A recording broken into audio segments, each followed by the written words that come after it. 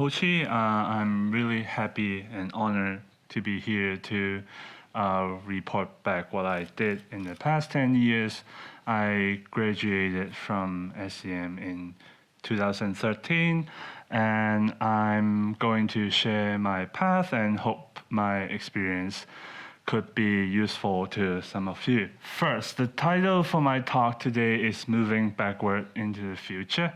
Sound grand, but what I mean really is a really short time future. And let me explain. While preparing for this talk, I came across this interesting bit about how different languages express the idea of future and past. Most languages metaphorically see the future as being in the front and past being in behind, and correlating with how we walk and experience time. One exception is South American indigenous language, the Aymara language. It associates the future at the back and the past at the front. It was not intuitive for me at the beginning. The Aymara language correlates the future and past with what we can see and what we can't see.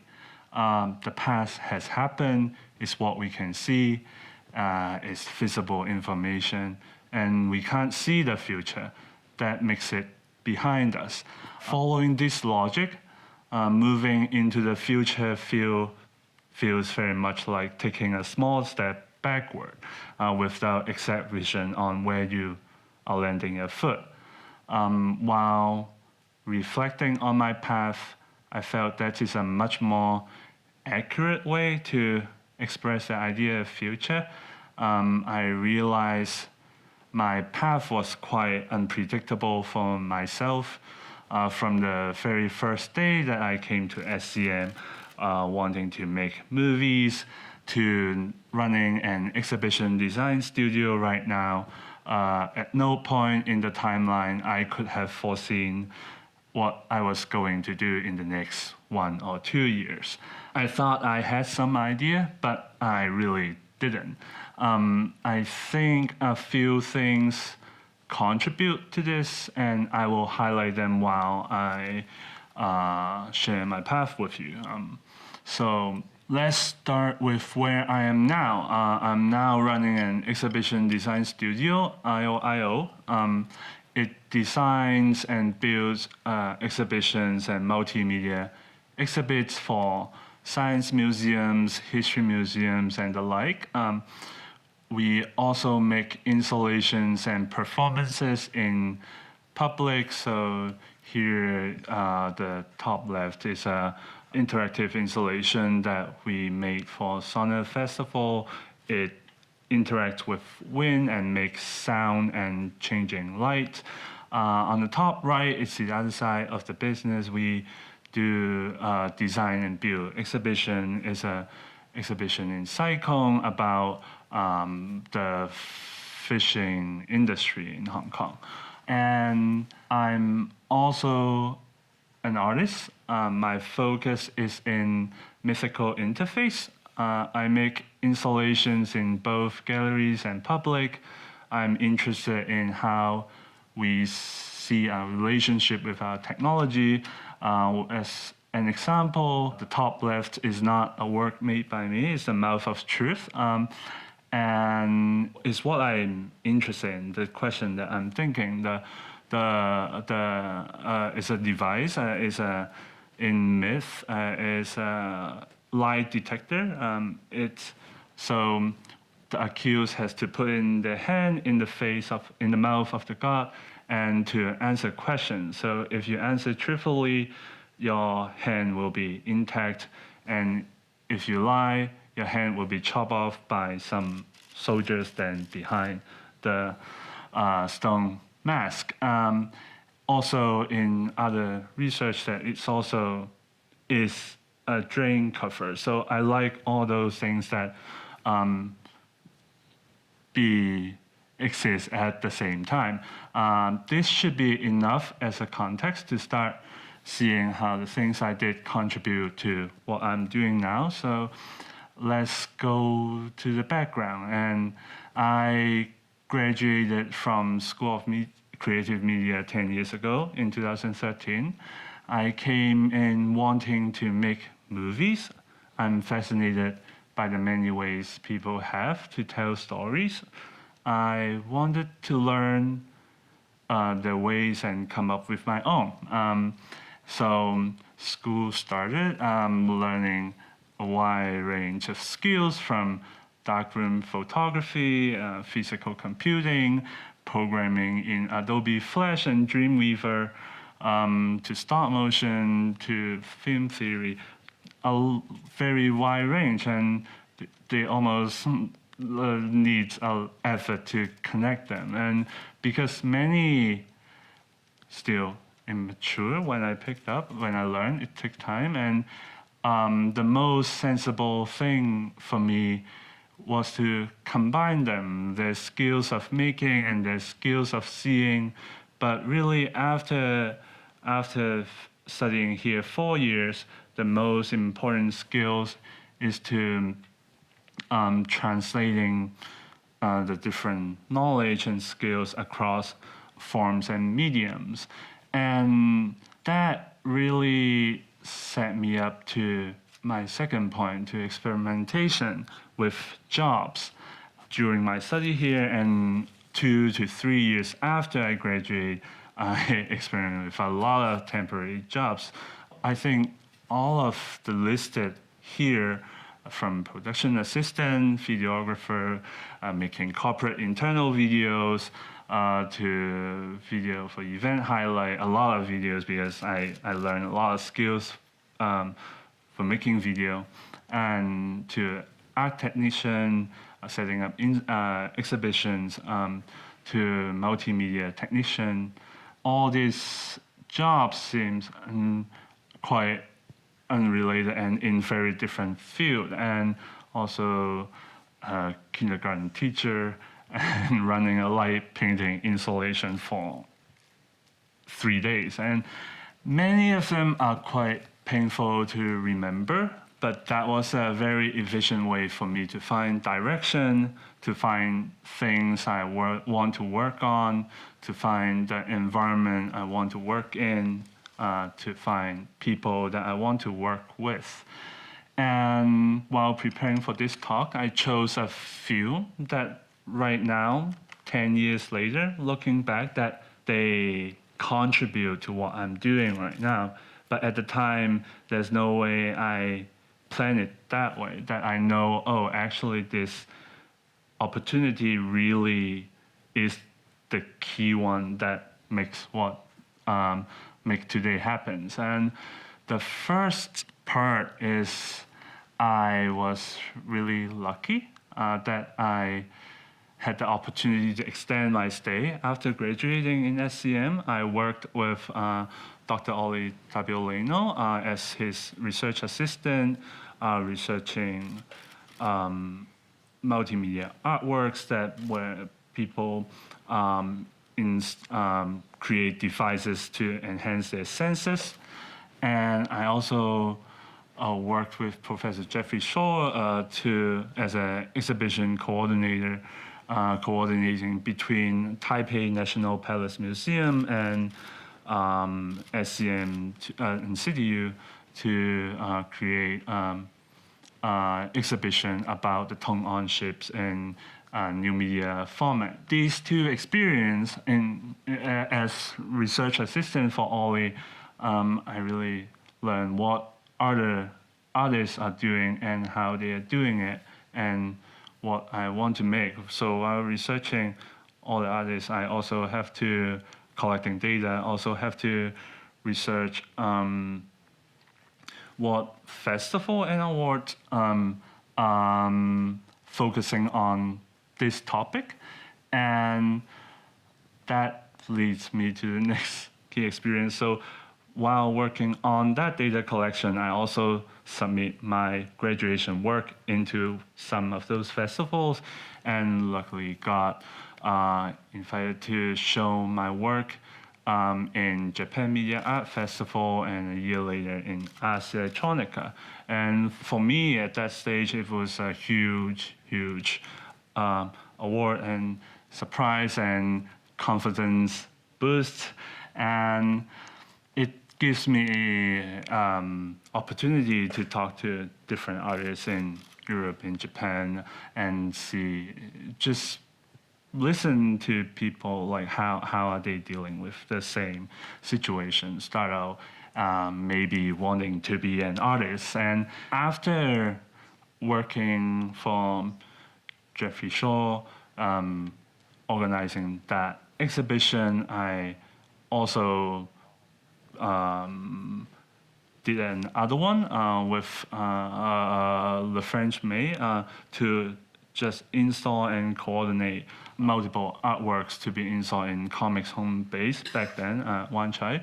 And these two experience wasn't a thing, but preparing right now, it was mainly for money maybe, but now I see it's really set up the foundation, the skills that I learned, like what I need to do to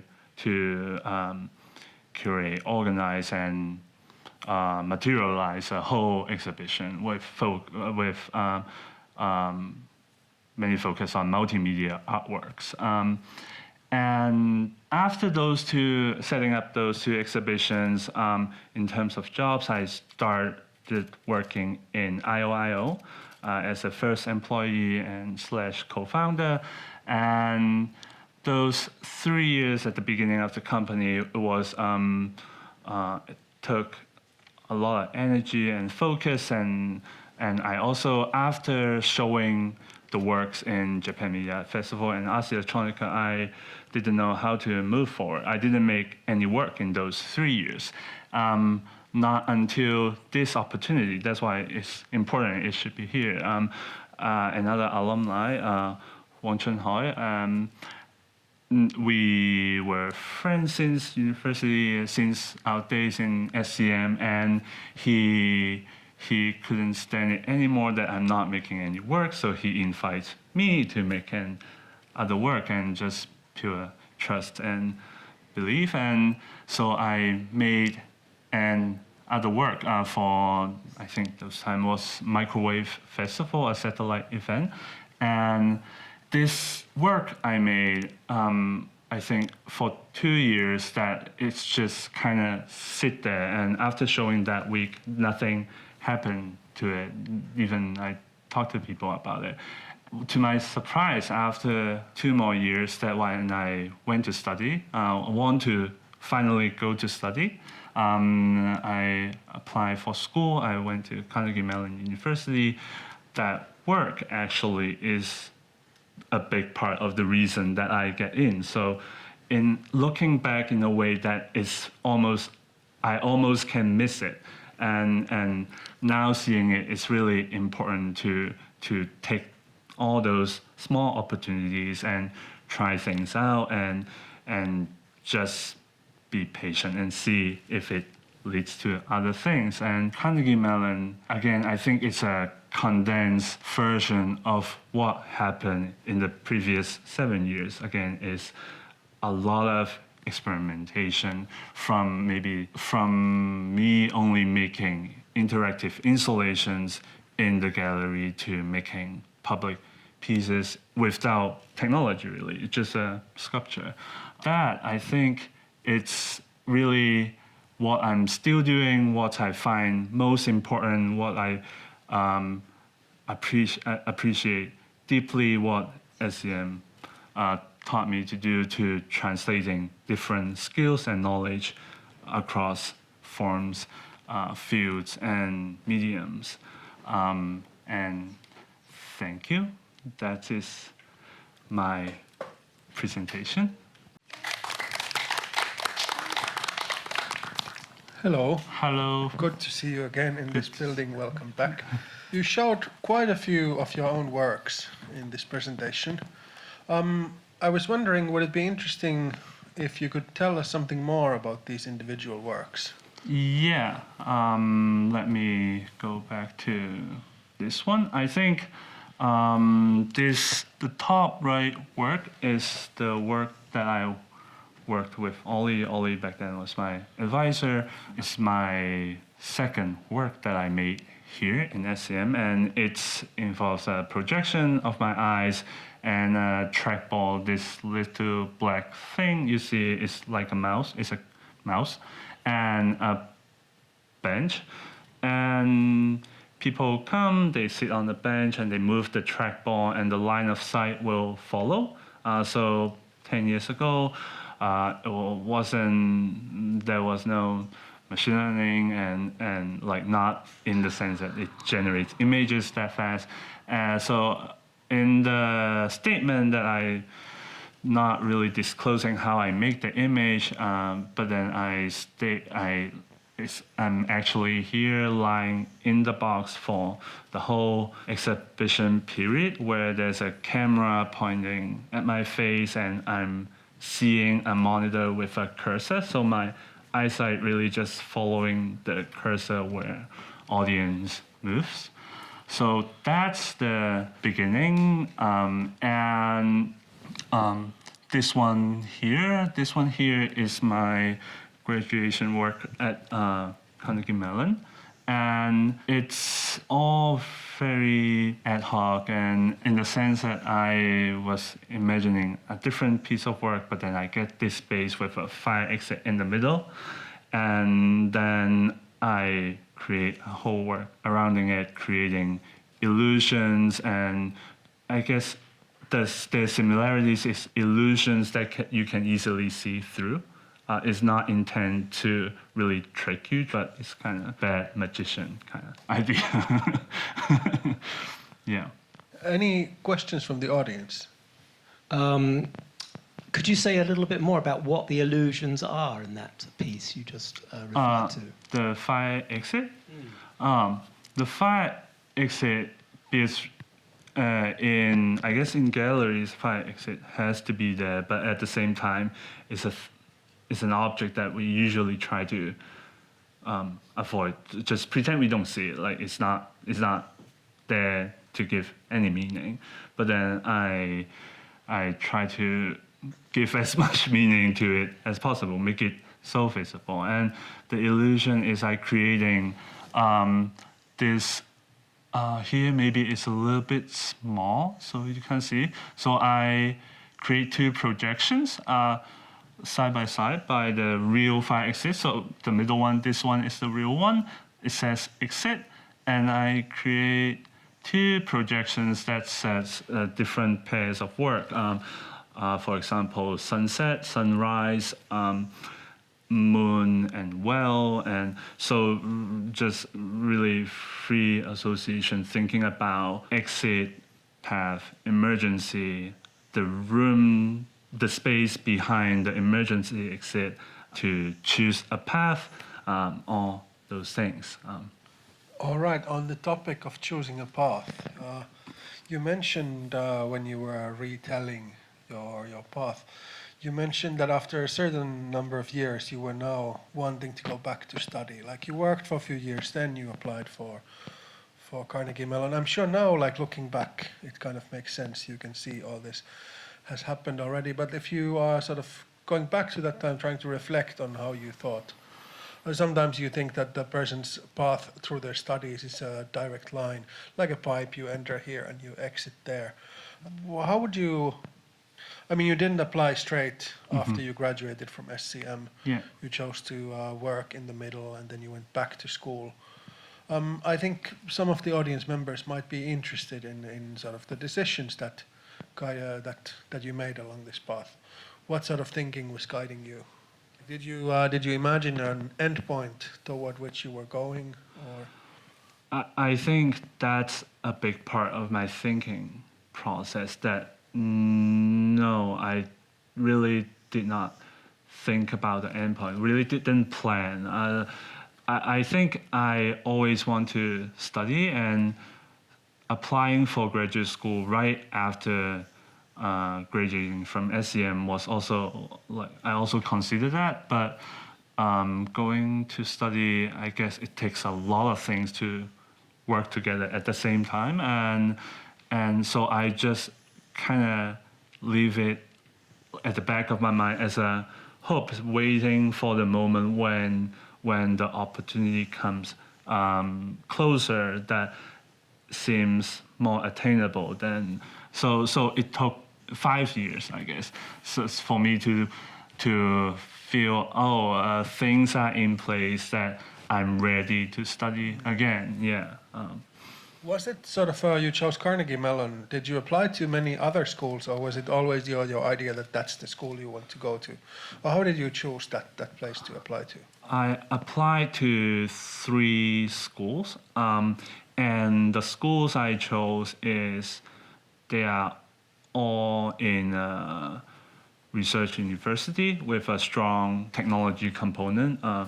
I applied to Carnegie Mellon, I applied to UCLA and UCSD, and their art program is also interdisciplinary, very cross-discipline, and I guess in a way I want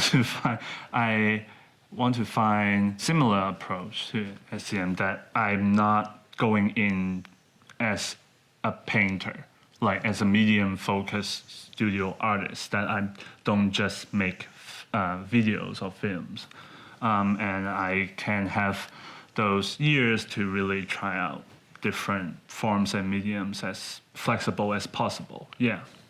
That's a good point. I guess like 10 years ago, almost 10 years ago, there were not so many schools like that available to apply for. Having had both the SCM experience and the Carnegie Mellon experience, what are the similarities and differences? I'm just curious between SCM and such renowned institution like that. SCM back then, when I was here, it divided into streams, and there's animation, there's cinematic arts, and there's which I focus is critical intermediate laboratory, and this set of fields is all very media focused, maybe less focused on hands-on material craft. Maybe that's one of the big difference in thinking. So we are always dealing with media like audio, visual, and film, and different texture like that. In the art school, the media focus is only one part of it. There's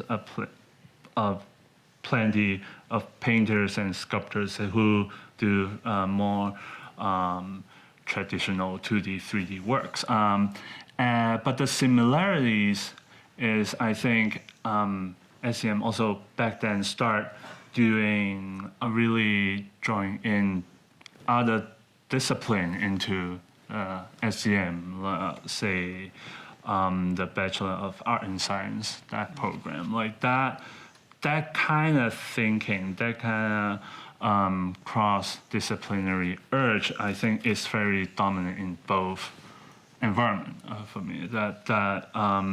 And also maybe one part of it is in collaboration. In terms of collaboration between different fields, I feel that in both SCM and CMU that it's not so much an artist or designer working with a programmer as a collaboration, but two individuals both contributing in both the art and the technical part in the project. You are someone who survived this SCM experience, and then you went on to do very interesting things afterwards. Some people who are now here in the audience who might be watching this as a recording afterwards might be in a position where they are just beginning their SCM journey. And in this connection, the obvious question then is, let's imagine you are the year one Hochi here. Mm-hmm. It's not that you would have listened to any advice if you were given some, but if you are now in a position to give advice to year one students, how to make the best out of their SCM experience, what would you tell them? I guess unless you're very sure that you want to become a very specific role, say a director or an animator or an artist, like be very clear somehow. I mean, there's some people like that, and I wasn't, and then I was just But, sorry to interrupt you, but you said you thought you were. You came in, you said you want to make movies. Yeah, I thought I were, but I tried and then I realized I wasn't. And then no, it's okay to not be that, and how to use SCM experience the most. I think is really to try the 100 things is offering here, because there's really a lot of. This is one very unique point about SCM that's not many environments do, is it offers a lot of very wide range of skills and knowledge all happening in the same place. And I think that, like, try as many as possible, I think.